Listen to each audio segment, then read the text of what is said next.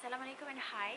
So for this presentation, our group will be presenting on the group project, which is an interview with the counsellor from Sekolah Menengah Siti Budi. So these are our group members and also our metric numbers. We are going to present about four things: the introduction, common issues in Siti Budi, and dealing with students' problems, and lastly, tips for future teachers as well as a conclusion. My name is Sharifah of Fazrini, Najwa, Binti Azri with metric number 2217484, and I will be presenting on the introduction part where I will explain about a little bit of the overview of Sekolah Menengah Siti Budi and also the background of the counsellor that we had interviewed, which is Ustazah Marziana.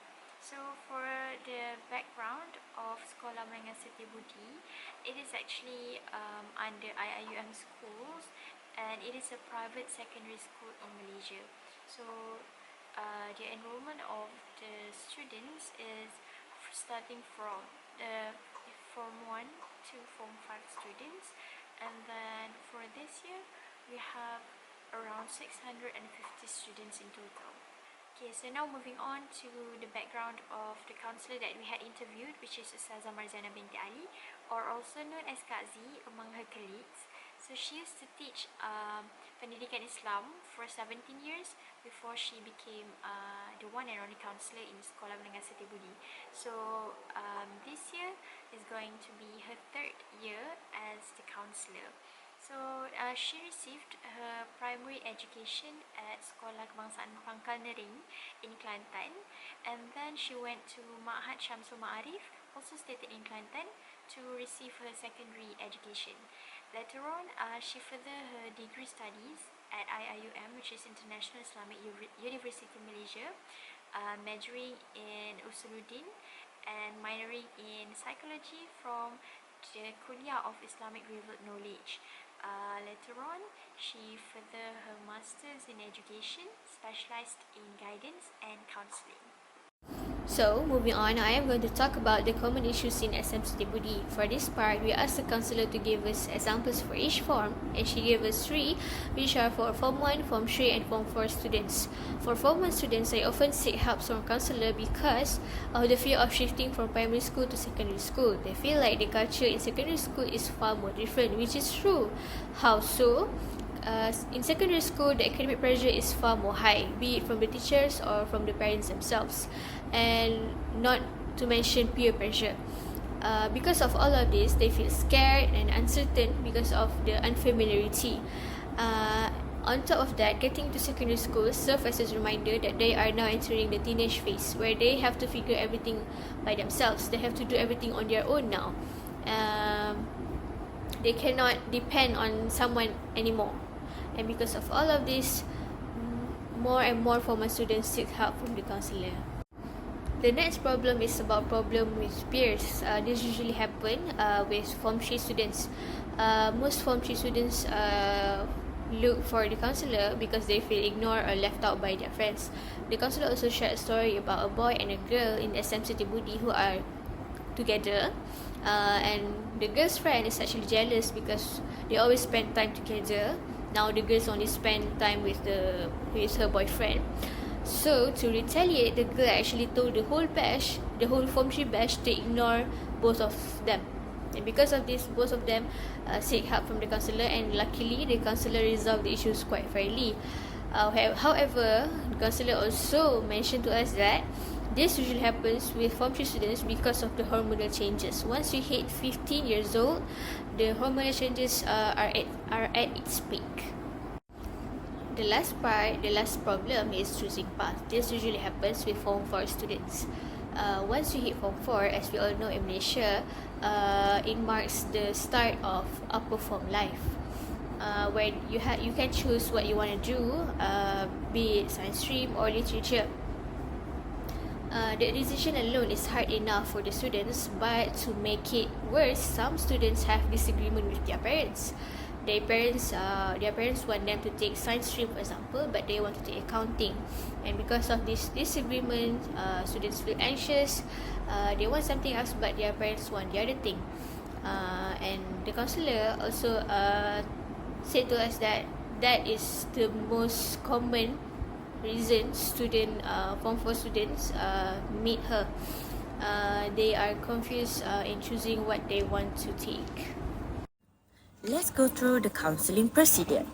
In the beginning of the session, clients will be given consent letters due to privacy rights. The counselor will explore the client's issue first and then start questioning them about those who support them. This solution suggestion is meant to try to find support for them. Next, the counselor will also give reflection to the client as an advice. For example, a man must do good in order to receive goodness from others. Majorly main source of the issues is caused by lack of love. There are also some clients who think too much about others' perception of themselves. Session duration usually spent on cases, it may be 2 hours, 1 hour, 30 minutes, and there is also follow-up cases. Besides that, exercise is also suggested, whereby client required to write a journal or a list daily about what they are grateful for during the follow-up session. There are several issues that relate to the client, which are mental health, family, and peers issues. Firstly, let's go through the mental health issues. In this case, counselor likes to use CBT, which is cognitive behavior therapy, whereby it requires clients to think rationally that leads to action, which is be open-minded and considerate. Anger issues is something that most people struggle, whereby it leads by the outside derives. However, it is controllable because it is just a characteristic of a person which impacted by negative thinking. The counselor will also include Islamic approach to let client learn self-acceptance, learn to know about God, and always pray. On the other hand, mental issue cases that relates to self-harming and suicidal thoughts will be direct hand-on case to the psychiatrist. And nowadays, there is a current trend whereby people start to self-diagnose themselves to a mental illness. Thus, self-convincing to a mental illness may lead to a real sickness. It happens that self-diagnosis may cause self-blaming and self-critique. For this type of case, the counselor will deny the self-diagnose and let the client adapt to their rational thinking. Early prevention for false acceptance to a mental illness is by denying symptoms they are told by the clients. Not to mention, the counselor did not fail to include Islamic perspective whereby sickness is a fitrah. Let's move on to the family issues. Clients frequently lose hope and interest in academic performance due to parents-child disagreement, whereby it affects them to have no inspiration to do better in school.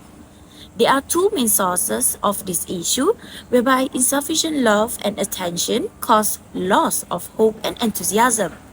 Not to mention that lack of involvement and effort will also fail to nurture independence on children.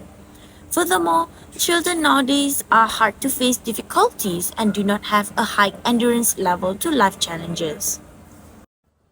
Now, lastly, peers issue. Ministry of Education urges every school's counseling unit to hold an anti-bully campaigns due to mental bullying now became more common than physical bullies. And there is also sexual harassment went through by cyber and social media. As a solution, counseling units are to spread awareness campaigns and take legal actions appropriately. Hence, there is also illegal substance consumption such as vape, drugs, and alcohol.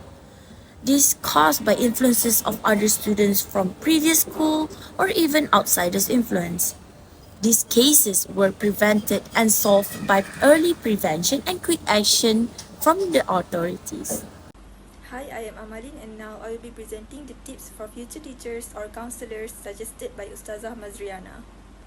So, as for the do's and don'ts in counseling, there are some things to bear in mind. First of all, counselors have to keep their conversation with the students confidential. They should never share the student's story with other teachers, no matter how surprising or disappointing the story might be.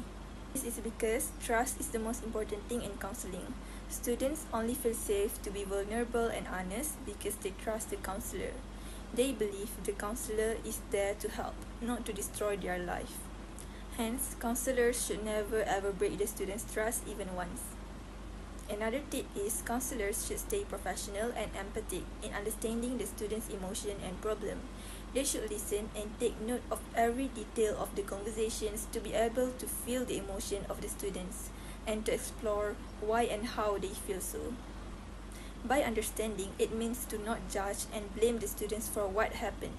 Counselors should stay positive and support the students in order to help them heal from the traumatic event or improve themselves. During the interview session, Ustazah Mazriana also shared a hadith from At-Tirmizi, whereby Prophet Muhammad SAW said, "Every son of Adam sins, and the best of the sinners are the repentant."